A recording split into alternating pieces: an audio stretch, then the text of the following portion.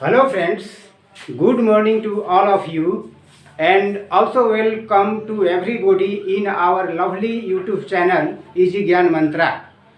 Dear friends, I am Lakshman Chauhan from Karbi Angalang, Assam. I am going to teach you a very important topics of English grammar, that is time and tense.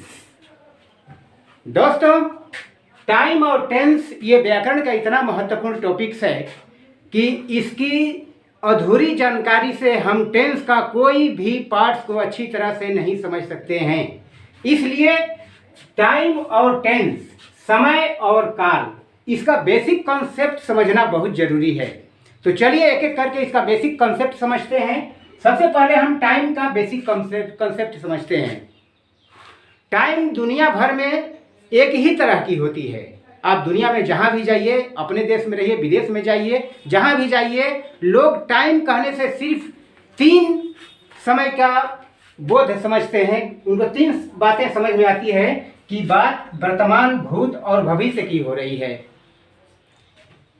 Time का concept दुनिया में लगभग हर जगह एक ही जैसा है। तो मुझको ऐसा लगता है कि टाइम शब्द कहने से हर व्यक्ति के दिमाग में एक बात आ जाती है कि टाइम 3 प्रकार का होता है, प्रेजेंट, पास्ट और फ्यूचर। लेकिन इसके ठीक विपरीत टेंस का कॉन्सेप्ट बिल्कुल इससे भिन्न है। इसका कॉन्सेप्ट बहुत ही कॉम्प्लेक्स है, बहुत ही जटिल है। इसे कॉन्सेप्ट को समझने के लिए हम लोगों को सबसे पहले एक डेफिनेशन को समझना पड़ेगा। क्या डेफिनेशन? टेंस का डेफिनेशन। कभी कभी हम लोग इस भ्रम में रह जाते हैं कि क्या टाइम और टेंस दोनों एक ही चीज़ है। तो दोस्तों, ऐसा समझने की बिल्कुल गलती मत करना। टाइम अलग चीज़ है, टेंस अलग चीज़ है। टेंस का कभी कभी हम लोग मीनिंग टाइम से ही निकाल देते हैं। टेंस कहने से हम लोग ये समझ जाते हैं कि काल का ही बात हो रहा है। काल मतलब समय, लेकिन ऐसा नहीं है। टेंस का एक अलग मीनिंग होता है। आइए समझते हैं एक परिभाषा से।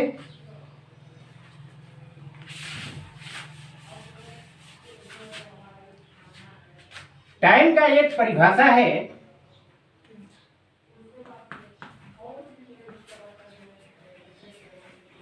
To change in the form of the main verb according to change of time। ये परिभाषा क्या कह रहा है दोस्तों कि समय के बदलने के साथ साथ मुख्य क्रिया के मूल रूप में जो विशेष परिवर्तन होता है उसको टेंस कहते हैं। टेंस का कॉन्सेप्ट क्या है कि समय के बदलने के साथ साथ मुख्य क्रिया के मूल रूप में जो विशेष परिवर्तन देखने को आता है उसे ही हम टेंस कहते हैं।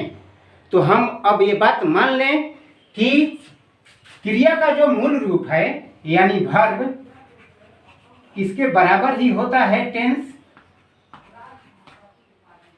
दोस्तों, सही बात है। टेंस का मतलब ही होता है वर्ब और वर्ब का मतलब होता है टेंस। तब यहाँ पर हमारा दोनों कॉन्सेप्ट क्लियर हो गया कि टाइम मतलब होता है समय और टेंस मतलब होता है वर्ब। इसको आइए हम एग्जांपल से समझते हैं।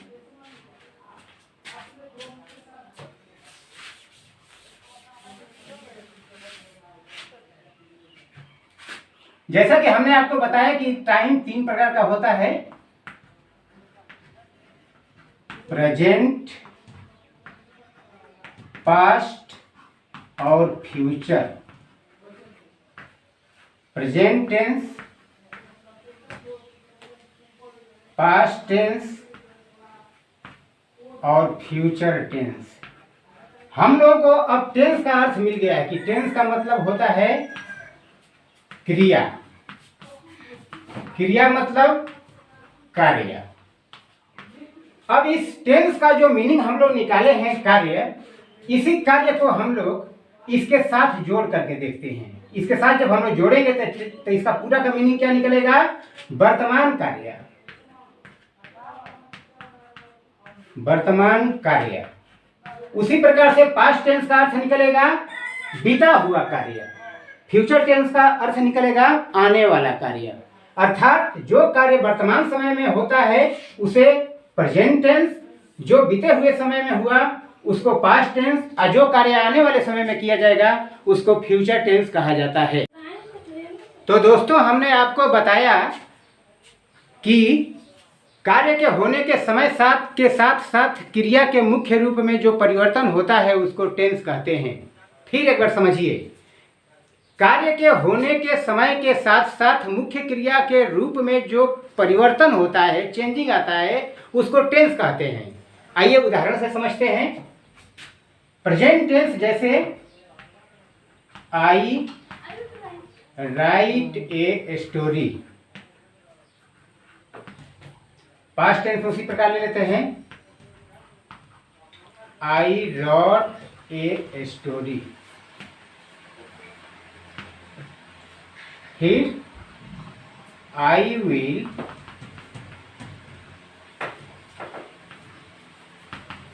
Right a story.